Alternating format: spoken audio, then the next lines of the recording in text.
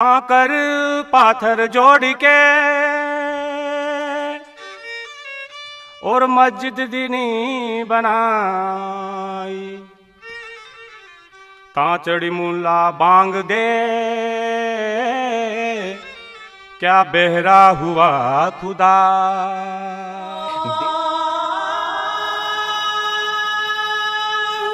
हनुमान चालीसा लावायचा। ऐसे बातों पर ध्यान देने के लिए हमारे पास वक्त नहीं है। मैं मेरी शिवसेना की कांग्रेस नहीं होना दूंगा। देश में अभी एक मुद्दा चरम पर है और वो है अजान बनाम हनुमान चालीसा। आखिर ऐसा क्या हुआ जो अचानक ये मुद्दा गर्मा गया? क्या ये राजनीति है, और है भी तो क्या ये मुद्दा वैलिड है या नहीं? महाराष्ट्र नवनिर्माण के राज ठाकरे जी ने 3 मई तक का समय दिया है मस्जिद से लाउडस्पीकर हटाने का। या मशिदींवरती लागणारे भोंगे प्रार्थनेला माझा विरोध नाही, पण या मशिदींवरती लागलेले भोंगे हे खाली उतरवावेच लागतील। या सरकारला हा निर्णय घ्यावाच लागेल, नाहीतर आजच सांगतोय, आत्ता सांगतोय, ज्या मशिदीच्या बाहेर हे भोंगे लागतील त्याच्या दुप्पट समोर स्पीकर लावायचे आणि हनुमान चालीसा लावायचा। ऐसा बताया जा रहा है कि जगह जगह अजान के विरोध में हनुमान चालीसा बजाया जा रहा है। अजान के विरोध में? क्या यह सच है? बिल्कुल भी नहीं।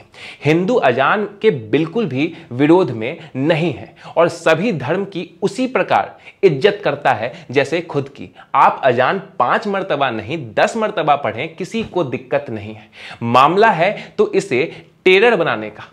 लाउड स्पीकर लगा के अलाउड डेसिबल से ज्यादा पर अजान बजाकर दूसरों को परेशान करना या फिर बीच सड़क पर नमाज पढ़ना, इबादत के लिए इनकी जरूरत बिल्कुल भी नहीं है। किन दूसरों को उससे परेशानी हो ये नहीं होगा।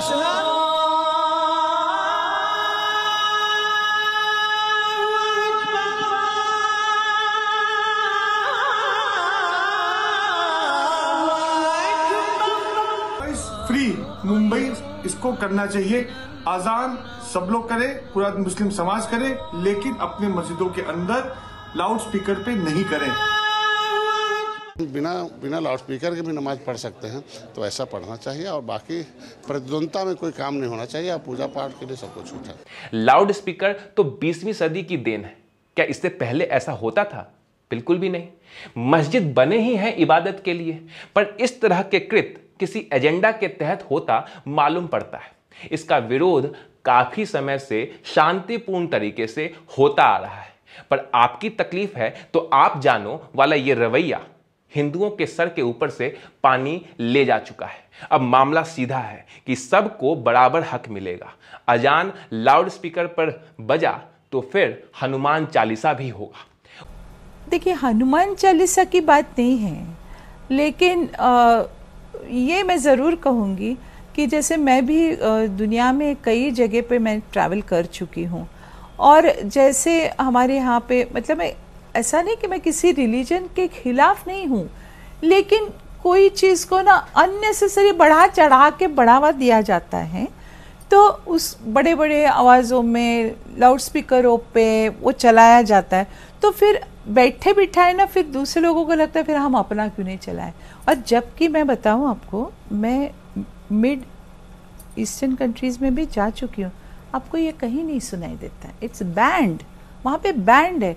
तो जहाँ उनके अपने देशों में बैंड है, तो यहाँ पे क्यों है ना? तो फिर अगर यहाँ पे वो चलता है, फिर किसी ने सोचा फिर हम हनुमान चालीसा चलाएंगे। वहीं महाराष्ट्र सरकार शिवसेना, जो कि हिंदुत्व की पार्टी थी, कट्टर हिंदुत्व, न जाने क्यों अब सुस्त हो गई है। कहीं कांग्रेस और मुस्लिम वोट और सत्ता छूटने का डर उनकी सांसें तो नहीं फुला रहा? तालियां भी उनकी थी और घोषणाएं भी उनकी, तो उसके ऊपर अगर बात न करे तो ये महाराष्ट्र के लिए अच्छा है। आपने देखा होगा कल मराठी भाषा भवन का उद्घाटन हो गया उद्धव ठाकरे जी के, मेट्रो का उद्घाटन हो गया है। मुख्यमंत्री काम कर रहे हैं, लेकिन छोड़ दीजिए, बहुत काम है हमको, स्टेट को, मुख्यमंत्री को। ऐसे बातों पर ध्यान देने के लिए हमारे पास वक्त नहीं है। महाराष्ट्र के शेर जिनकी हुंकार पर देश हिल जाता था, श्री बाला साहेब ठाकरे जी ने कभी कहा था कि शिवसेना को मैं कभी कांग्रेस नहीं होने दूंगा। जब मुझे मालूम होगा कि शिवसेना कांग्रेस हो रही है तो मैं पार्टी को समाप्त कर दूंगा। मैं मेरी शिवसेना की कांग्रेस नहीं होना दूंगा, नहीं, कभी नहीं। और मुझे जब ये मालूम होगा कि हो रही है तो I will close my shop. अलग हो जाएंगे। हाँ? अलग हो जाएंगे। अलग नहीं चाहिए। शिवसेना चुनाव नहीं लड़ेगी। जाओ।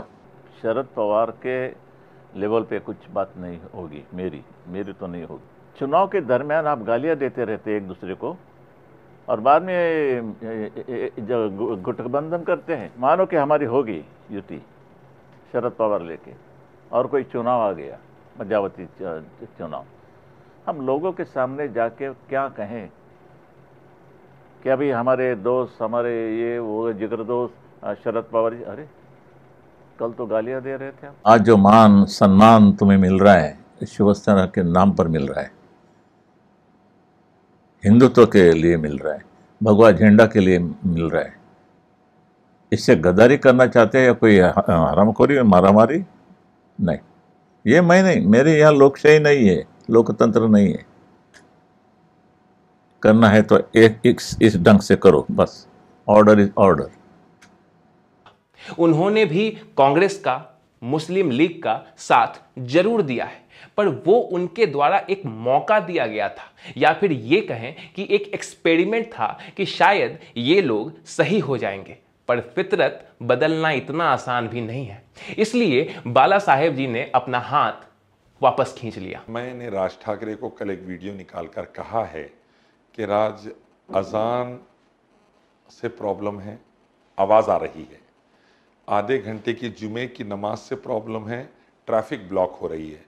तो फिर 10 दिन का गणपति जो बिठा रहे हैं वो भी तो पब्लिक प्लेसेस पर बिठा रहे हैं, वहाँ पर भी तो लाउड स्पीकर इस्तेमाल होता है। नवरात्रि में 10-10 दिन शोज चल रहे हैं, डांडिया चल रहा है, मूर्तियाँ बिठाई जा रही है, वो भी तो पब्लिक प्लेसेस पे चल रहा है, उससे भी तो आवाज़ हो रही है। पंढरपुर जाने वाले यात्री जितने भी लोग होते हैं रोड पे से ही चल लेते हुए जाते हैं, उनकी वजह से भी ट्रैफिक में कहीं ना कहीं प्रॉब्लम होता है। कई दूसरे मजहब के एक्टिविटीज है जो रोड पे चलते हैं, उससे भी तो प्रॉब्लम हो रहा है। तो क्यों ना फिर सब पर पाबंदी लगा दी जाए। पॉलिटिकल पार्टीज रैली निकालती है, 4 दिन से मराठा आंदोलन चल रहा है, क्या हाल हो रहा महाराष्ट्र का आप जानते, मैं जानता हूं। तो ऐसे हालात में क्यों ना उस पर पाबंदी लगाई जाए। पॉलिटिकल रैलीज के बाद भाषण चलते लंबे लंबे, उससे भी नॉइस पोल्यूशन होता, उस पर पाबंदी क्यों ना लगा दी जाए। अगर आप करने बैठेंगे तो एक लंबी लिस्ट निकलेगी। तो सिर्फ 2 चीजों को ही क्यों पकड़ रहे हैं आप, पूरे 200 चीजों को पकड़िए और सब पर पाबंदी लगाइए। आपका क्या विचार है कमेंट में बताइएगा, और क्या लाउड स्पीकर हटाना सही निर्णय है या नहीं, और ये गलत है तो क्यों है, जरूर बताइएगा।